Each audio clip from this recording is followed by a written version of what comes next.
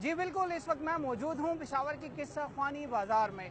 ये वही किस्सा ख्वानी बाजार है जिसके मोहल्ला खुदादाद में आज ही के दिन 1922 को लाला गुलाम सरवर के घर में दलीप कुमार पैदा हुए। दलीप कुमार का असल नाम यूसुफ खान है। वहीं एक पेशावर का लड़का बच्चा वहाँ पैदा हुआ मोहल्ला खुदादाद में। भागता फिरता था गलियों में, कहीं गया बम्बई, वहाँ सुकूनत इख्तियार की। लेकिन जब भी वक्त मिला तो मैं सोचता था, और मेरी याद में नक्शे बिल्कुल खिंचे हुए थे, चपली कबाब और पुलाव। दलीप कुमार की मादरी जुबान हिंको थी और इस शहर की मिट्टी से उनको अकीदत की हद तक मोहब्बत है। यही मोहब्बत 2 बार उनको पेशावर की गलियों में खींच लाई है।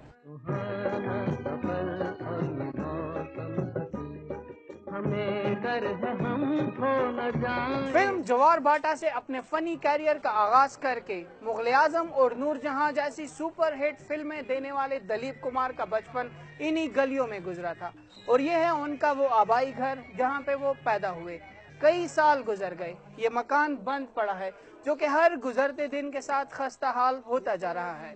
सूबाई हुकूमत की जानिब से कई बार दावे किए गए कि इस घर को, इस मकान को सकाफती वर्सा करार दिया जाएगा और यहाँ पे म्यूजियम बनाया जाएगा, लेकिन वो वादा ही क्या जो इफा हो।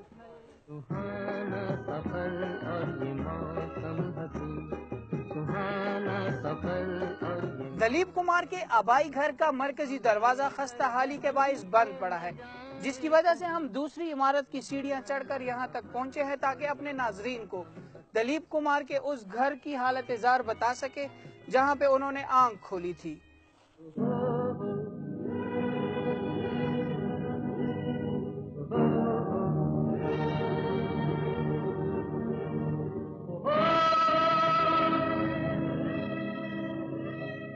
पेशावर के शहरी भी दलीप कुमार से न सिर्फ वालिहाना मोहब्बत करते हैं बल्कि उसको अपना मानकर उस पर फख्र महसूस करते हैं।